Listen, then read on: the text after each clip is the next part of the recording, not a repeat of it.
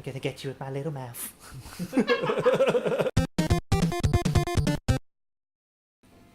Welcome back again, guys. We are... Well, James is currently at... Oh, fuck. A really intense moment. This is actually really horrible, this bit.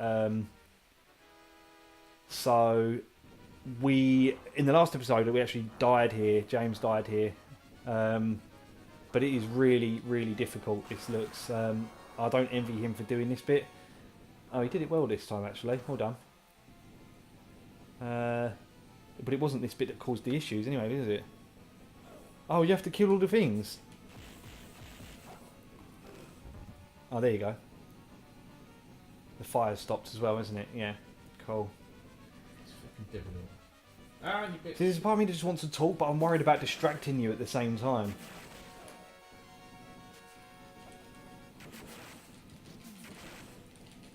They've got length. They've got length. Girth. They've got girth, these people. They've got a good distance to get you. Oh, fucking hell. Bommy McBomb faces.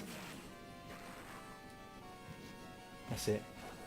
Where are we at? Oh, now we've got dude. We've never got the mountain to contend with, and this. Well, at least he's only got. Oh right, okay. No, he's got a bomb in his hand. I thought he had a boxing glove on his hand. So that's really out of place for this game. A boxing glove. Nice one. Seem to be getting through it a lot quicker now.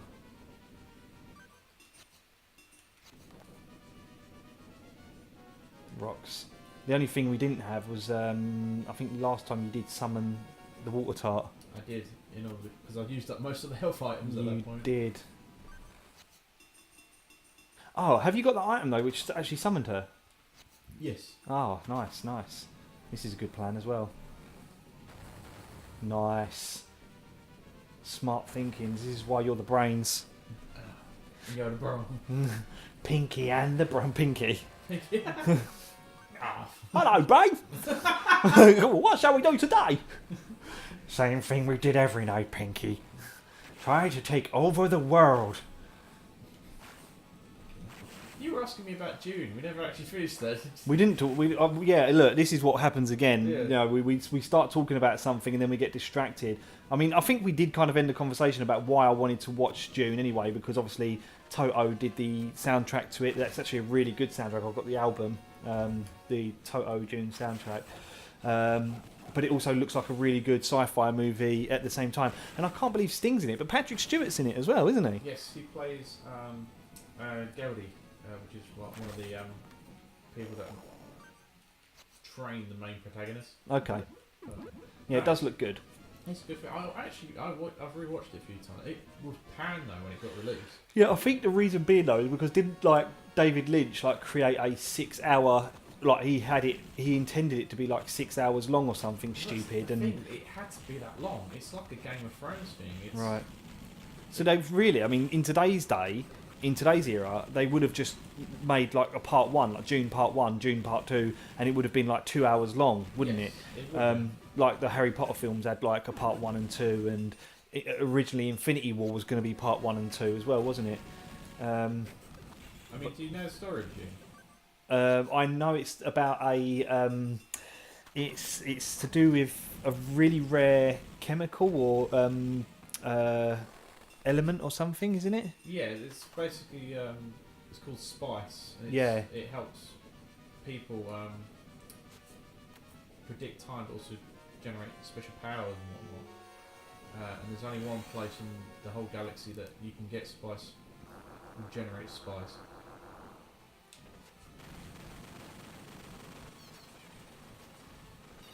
That did that one. Yeah, it did that one. Yeah, so I did read the now I'm going to probably get this pronounced this wrong. The synopsis of the movie, which is on the back of the Blu-ray. But again, I mean, my motives for buying it was purely because Toto did the soundtrack. You're quite a big Toto fan, if you know. Huge Toto fan, absolutely love Toto. And it's really weird as well because it was one of those things where before I was actually a Toto fan, I had heard of Africa, but didn't know it was Toto. Everyone who I think knows of Africa do not know it's Toto, or they probably do now, but don't know of the other stuff Toto thing. And then I worked in cash converters as my first job, and then this guy who was a huge Toto fan said, have you we were talking about music, so I used to be into the Offspring, quite heavily into the Offspring, and he said, "Oh, have you ever heard of Toto?" And I said, "No, never heard of Toto." And he said, "Are you sure you've never heard of Africa? I blessed the rain." And I was like, "Oh, yeah, of course I've heard of Africa. That's a great song." And he said, "Yeah, it's Toto." He said, "Honestly, just listen to a couple of their songs." So, to my unfortunate admittance, I downloaded about 15, 20 of their songs via LimeWire, I think it was, in the day. And absolutely loved them, like fell in love with their music, so I bought all of their albums. So me downloading their music had an upside to it in the end, because I ended up buying all of their albums. And I absolutely fell in love with them. And then I found out they did the entire soundtrack to Dune, which is the reason why I bought that film. In fact, interesting Toto fact, which I'm probably sure you're not interested in, but maybe some people are, is that they were originally tipped to do the theme tune not the theme tune, but the love song for Top Gun. Really? Yeah, there was a song on the Kingdom of Desire album, and I think it wasn't Only You, I think it was Two Hearts. The song Two Hearts was actually meant to be the song that was in Top Gun. Which song was it that Top Gun actually have? I think it was... something like that. Not Dam Busters, I'm just saying. No, I think you're thinking of... That's actually the Top Gun theme, but there was a love song in Top Gun, but originally that was meant to be Toto, but they replaced it at the very last minute. Yep. Really interesting that, actually. I actually read a huge article about with Steve Lukather that where he mentioned that. He also mentions that there's a song called Another Chance by a guy called Roger Sanchez. It was actually quite a popular club tune. You've caught up with me much earlier than I expected. Well, let me reward you. Somewhere in this castle there is the device which can move you through a warp of time and space. I don't need it, but you will. Show me your power, Gold Armlet. You must defeat my minions to gain access to this device. This is the horrible bit. Well, you just said in the last episode that the last bit... Oh my fucking god. Oh my... I love huge enemies like this. Oh, look how big that sprite is. Oh my god. I'm going to get you with my little mouth. This is the bit that's where it sucked you in. Ooh. How do you defeat this? Do you just run away? Basically. Okay. You know best. You've completed this. I've never played this game.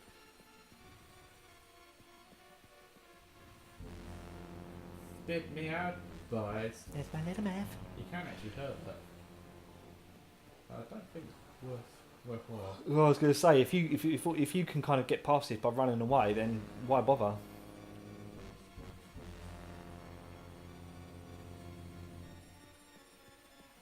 Yeah, I was saying there was actually a club tune called called Another Chance by Roger Sanchez, and it literally it was like a loop of the song. It was a bit going, "If I had another chance tonight," and then then there's a bit more to it. But anyway, Roger Sanchez actually thought that Toto had split up, or most of them were dead, and he used that sample without permission. Really? So Toto ended up getting all the bloody royalties, and Steve Lukather pretty much said, "Thanks, Roger, you bought me a new house." It was really cool. There was one more other fact I was going to say actually, but I don't remember what it was. Which people probably don't know is that Toto originally recorded the song "Human Nature," which was which eventually became a Michael Jackson song. So Toto recorded it. They all agreed it didn't have a good fit, didn't have a good Toto feel. So they gave it to Michael Jackson. It's actually written by Steve Porcaro. So they gave it to Michael Jackson. Yeah, that's quite an interesting one as well. Yeah, a lot of Toto actually worked on the Thriller album. And that's the Toto facts for today. Oh, Toto fact for the day. Toto facts for the day. But back to Dune. Back to Dune. Dune. Yes, Dune. Dune, where is that? I'm quite a big fan of it, to be honest.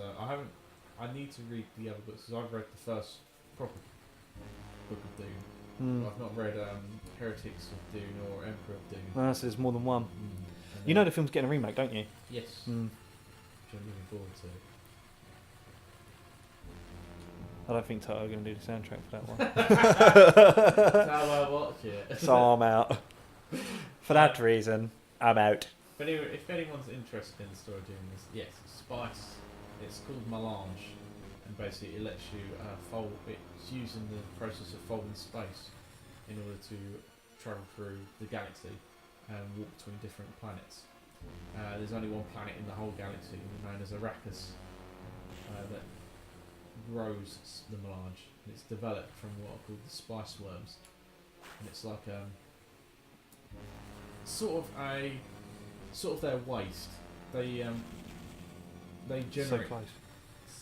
so that the melange is generated from the waste of these worms. And it's literally in everything. The people that are addicted to spice get blue eyes and get premonitions, so they can read into the future or read into the past. Okay. It's quite in depth. Fuck you. It sounds quite in depth, but oh yeah, you could have used. Fuck you. Oh, you missed. It does seem like a really good film. It's definitely one I want to watch. The prophecy.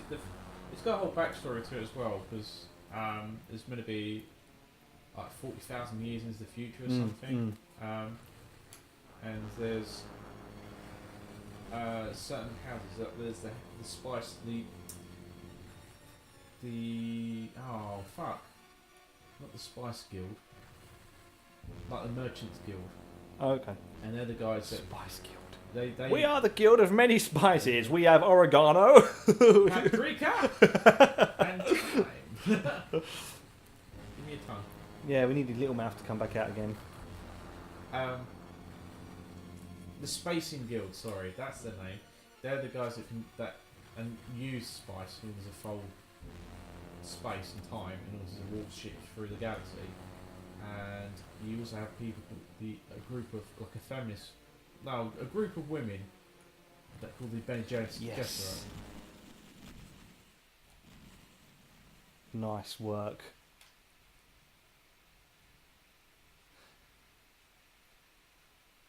Oh, just summed her off. Huh? Just summed her off. What's that? Oh. Oh. What was that? Oh. Okay, so that's just transported you back here. Where are you supposed to go now? Where does the map tell you to go? Right where you are. To the left. Oh, he defeated the monsters in the fortress and got to the warp device. Sorry. Oh, Jesus. Another film I need to watch as well is Blade Runner. Yeah, what are you saying about Yeah, every time I've tried to watch it, I've fallen asleep through it. And I don't know if that's a bad thing. I don't know, but I mean, I've wanted to watch it again and again. I've got it, but I need to watch it. Admittedly, there are some bits of it that I'll just drag on. Yeah. But you have to. I quite like that. You need to, just kind of bear with it. So I got Blade Runner 2097 for free, and I don't remember why I got it for free. I think I bought a game and it came free with the game. Yeah. I need to watch the new film. I've got it on my on a disc of some nature. I have to watch. How do I get down? Oh, there we are. Oh, okay. So what do you need to go around to the other side? Yeah. Yep. Yeah, but I need to watch the new one because I've read the book on that one as well, which is the Android's Dream of Electric Sheep. What? That's the actual name of Blade Runner. What? The Android's Dream of Electric Sheep. Right. It's by Philip K. Dick. What? He's a big. It's kind of a weird guy. He went a bit fucking mad before he passed away. Basically, he developed loads of short stories and didn't get much money from. Like L. Ron Hubbard. Yeah. Went nuts. Yeah. Before he created the book of Scientology. Sorry, Scientologists, but it's a fucking crazy religion. It's a cult. Sorry. Unsubscribe. Oh yeah, because our demographic is Scientology. You never know, it might be. But yeah, he got paranoid in that, but he wrote loads of books. I mean, one of the books he wrote, I think, what the hell is it called? Basically, the premise is, man has gone, is like during created World War Three, and there's these robots, like infiltrator robots, that prowl the wastelands, and the guys has been sent out from his base camp to one of the forward bases to seek reinforcements. And as he's going out, he finds he's made like a fire and camped out, and this like little boy comes up holding like a teddy bear, but suffering from severe radiation poisoning. Right. And so it starts to follow him as he takes pity on the boy. And as he gets to one of the forward bases, they shoot at the little boy and kill him. So pretty fucked up. Pretty fucked up. And then but you find out it isn't an actual boy; it's a robot. Oh right, okay. It's an infiltration unit. So what it will do is it will find a soldier or someone that will take pity on it, and it will follow them into the base before trying to kill everyone at the base. Right. And then later on, there's like an army of all these like radiation poisoned boy robot things. Bloody hell! All like trying to clamber up into the actual forward base and climb up the wall. It's fucking. But the whole premise of it is very close to Terminator. But it isn't, because there's another guy who wrote the Terminator story. But I'm pretty sure that's where Ridley Scott got the idea from it. Yeah. Okay. That sounds sounds nuts. It is nuts. I'm big into sci-fi books. Yeah, sci-fi. I love sci-fi, but I'm just not into books because I can read. I just don't like reading. It bores me. I think. Can you pause it here? Yeah, sure. Cool. Right, because and save as well. Because I think we can pause it there and move on to the next episode. We'll tell everyone to come and join us for the next episode anyway. And I'll describe more sci-fi books. Why not? Because it's quite interesting, I think. Anyway, but you know, yeah. Well, anyway, join us next time. Don't forget to subscribe if you're interested in all of this. Yeah. Yeah. Cool. Next time. Bye bye. Bye bye.